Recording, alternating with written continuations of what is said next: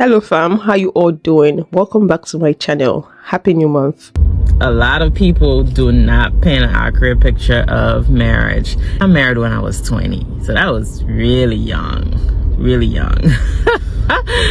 But I'm realizing that most of the women who constantly post about how happy they are in their marriages are lying to themselves. And the women who talk about how much of a kept woman they are, they're the ones doing the keeping. Try to paint this picture as though that, they have the best thing in the world and, they wouldn't trade it for anything. But let's be honest. There's nobody's marriage or relationship is my relationship goal. Because people be lying. People be keeping up appearances. And people try to convince themselves by telling us that they made the right choice. But y'all be safe out here. Bye-bye. Please don't envy anyone's relationship, especially those people coming online to paint this perfect picture perfect kind of relationship.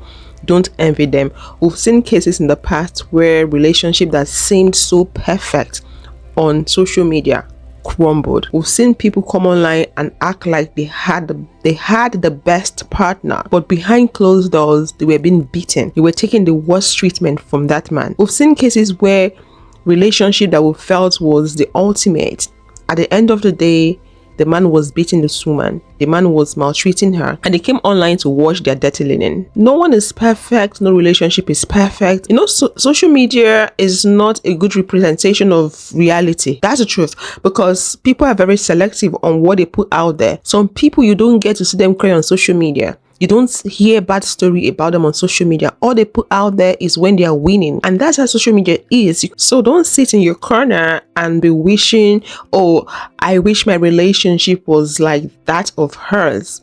Don't do that. Focus on what you have. If what you have is not working for you, if you know what you can take and what you cannot take in your relationship, and that marriage or relationship is not serving you, then you can leave. Rather than wishing to have someone else's kind of relationship. Don't do that. People don't really tell the truth. People don't always say exactly how things are going. They love to paint the good picture. We listen and we don't judge. Sometimes I don't really have a headache. We listen and we listen and we don't judge. Sometimes I go in the bathroom and hide and pretend to go to the bathroom when I hear the chaos in the house, just so you have to handle it, not me. I'm not judging. No. We listen and we don't judge. When sometimes I tell you I'm going to get a facial, but I'm really going to get Botox.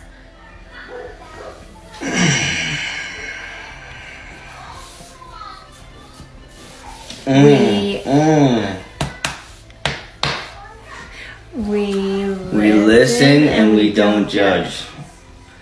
Sometimes I pretend to have to fix something downstairs just so I can play video games and have some peace. We're not judging. We listen and we don't judge.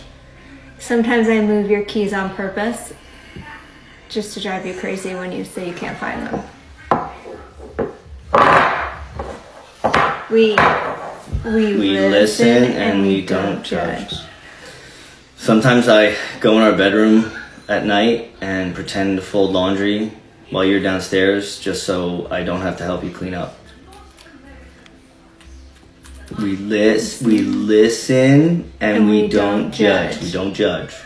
Sometimes I tell you I have to go run errands, but I'm really just eating Chick-fil-A in my car and going shopping.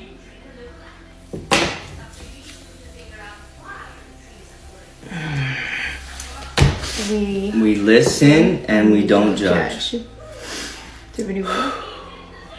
Sometimes I ignore you and pretend like I can't hear you in hopes that you'll get so annoyed that you have to repeat it that you won't ask me to do something again.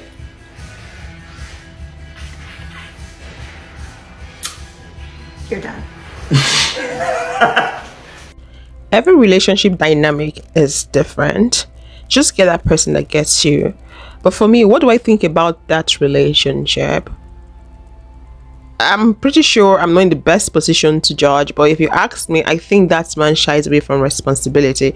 That's what I get from that, because most of the things he said was him running away from responsibility. So if she's cool with it, it's her own cup of tea to take, not my own cup of tea. But just find that person that gets you, find that person that vibes with you, find that person that resonates with you. Relationships are not perfect, but don't be with someone that is going to use you. But that man, he runs away from responsibilities. If anybody has any tips on being a newly single mom or how to... In 1989, my then husband left me with my 4.5-year-old son and took everything. I had nothing. Everything. He took the bank account, he took everything. So I started from scratch, gratefully that I didn't have to listen to his baloney anymore. It was a struggle. I went and got a job. I gave up my acting career, which I loved, and started selling light bulbs over the phone and became very successful that I opened my own company and I didn't have to give him any money. So you can do it. And I got furniture from the Salvation Army. That's right. I got secondhand furniture, secondhand clothes for me. My son never. He always was first in my book and still is to this day. My favorite is when people are like, oh, you're gonna die alone. If you don't drop those standards, your standards are too high, you're gonna die alone. Bitch, I'll die right now. I'll die prematurely. I'll die today. Today. Before I drop my standards. I'll be out today. No, I'm not living like that. How long have you been celibate? 3 years. What made you choose to go celibate? I got played really bad by a guy and I am not ready to experience something like that again. And also, when you have intimacy with like one person, you're soul tied with that person for the rest of your life, whether you like it or not. You're soul tied with that person, and I honestly don't want to have another soul tie with another person that's gonna treat me like shit. So did this guy take your virginity or? Yes. So you've only been with one guy? Yes. So for the next one, are you just waiting until you're his girlfriend or are you waiting until marriage? I don't know. We'll have to see for that. And why didn't you wait for marriage originally? He gave me a promise ring and we said that we were going to get together and everything. And I guess I fell for that. We never got engaged or anything, so. How long were you together with him? We were together for 3 years. Let's talk about dropping your standard. People telling you, oh, your standards are too much, your standards are too high, you're expecting too much. It is your life. You create your reality. It is your responsibility to design your life the way you want it. And if you've decided to have a life partner, that person should fit into the design you already have in your life. You don't want someone that will come into your life and change the direction of your life. It's going to be catastrophic. It's going to be chaotic. You don't want that to happen. So if you have a standard for yourself, don't let people that are not part of your life dictate for you what to do. Everyone has got their own life and it's important for them to focus on their own life. That's the truth. Because if you decide to choose someone that doesn't fit into your plan, into your design, when you be feeling the struggle, when you be feeling the pain of it, when you be having the repercussion of your wrong decision, when you be experiencing the consequences, those people that pushed you into going for less will not be in your life to fix it. They will be minding their own business, the business they should have minded, and living their own best life. So don't let anyone make you do what you don't want to do, because it is your own life, your personal race. Don't go for less. Don't settle for less. And don't feel bad for not wanting to settle for less. Your life is your business. Life is business. Living your life is like running your own company. If you make a wrong decision, your company is going to crumble. So it's important for you to be firm and hold on to your standards. Don't settle for less. How old are you? I'm 44. Are you single? Yes, I'm divorced. How long was your marriage? 20 years.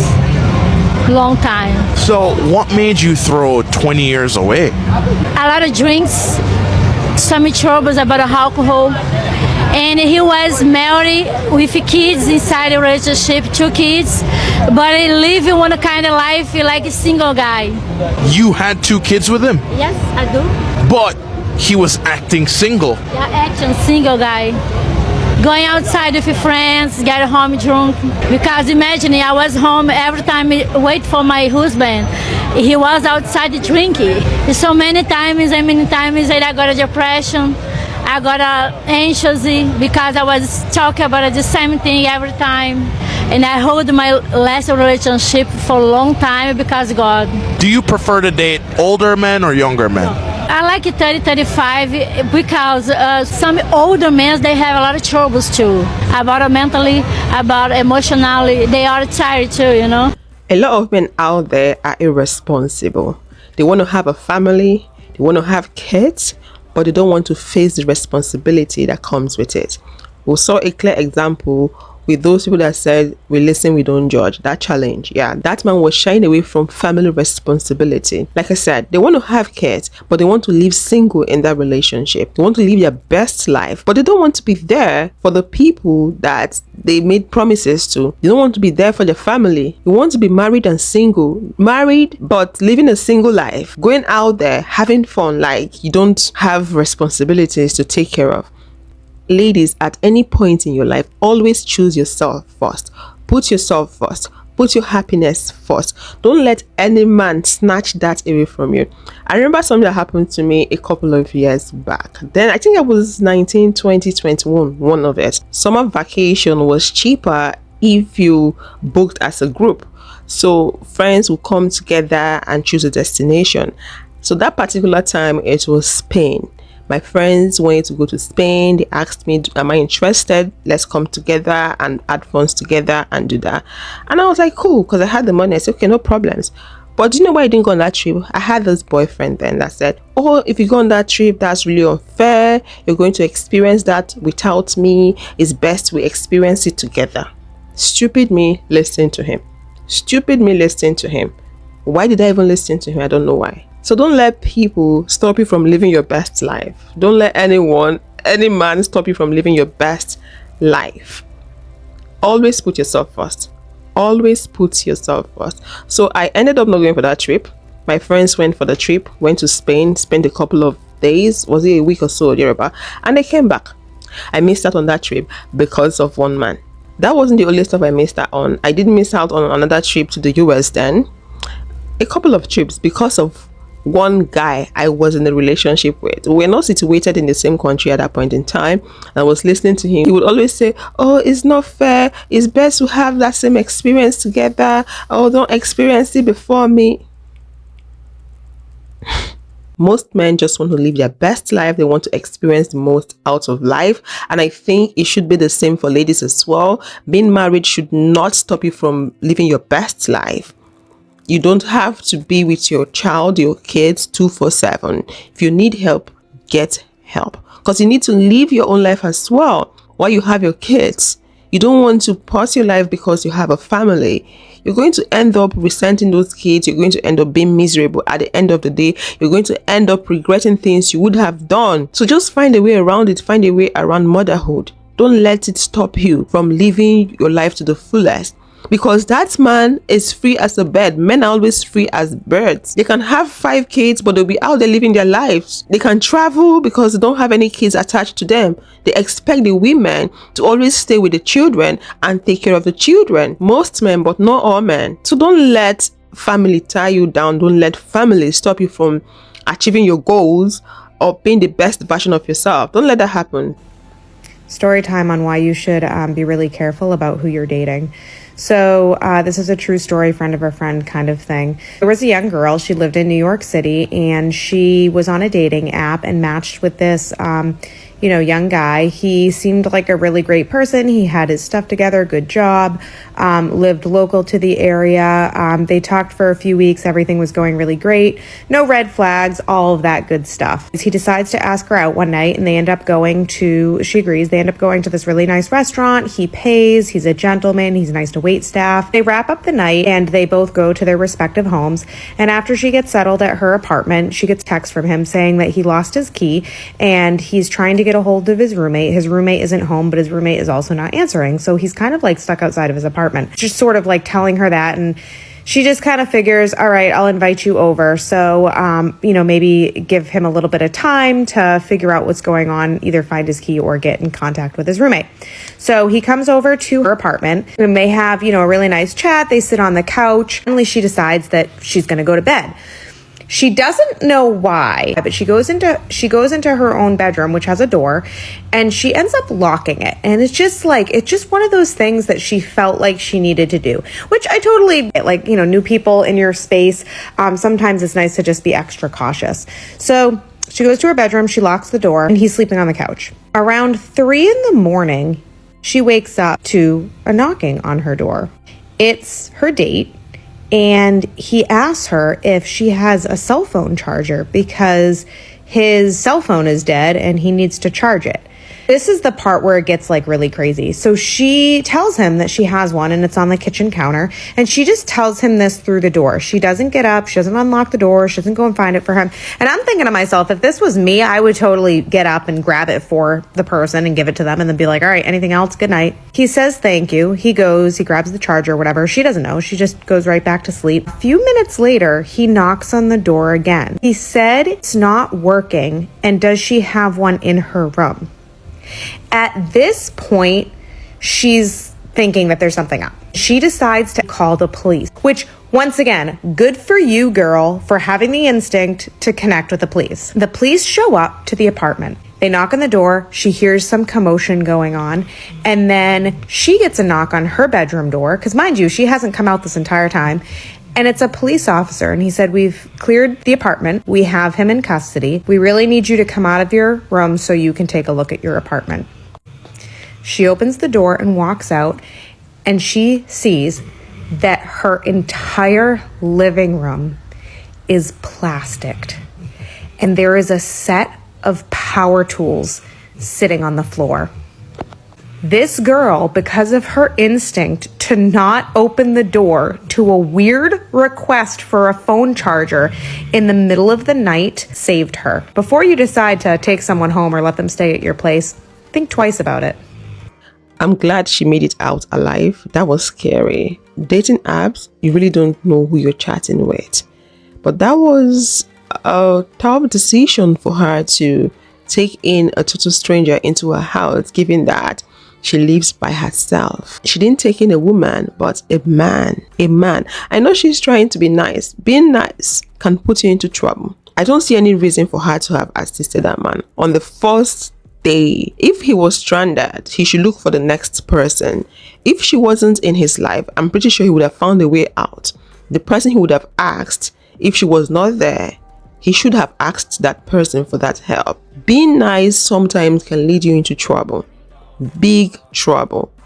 Dating app is a place where you don't know who you're meeting. A serial killer, a scammer, you don't know. It makes it easier for you to come in contact with such people. With traditional dating, it's a bit difficult for you to run into people like that. But with dating app, you can meet different people from different walks of life. So it's very important for you to be careful when it comes to dealing with strangers, because this world is wicked. People don't have humanity in them anymore. People don't have conscience anymore. People are vile. People are mean. Don't let your goodness be the end of you. Don't let your good heart, your niceness, be the end of you. If you would love to watch more videos like this, click this video to watch Why You Should Never Build a Man, and I will see you all in the next one. Thanks for watching.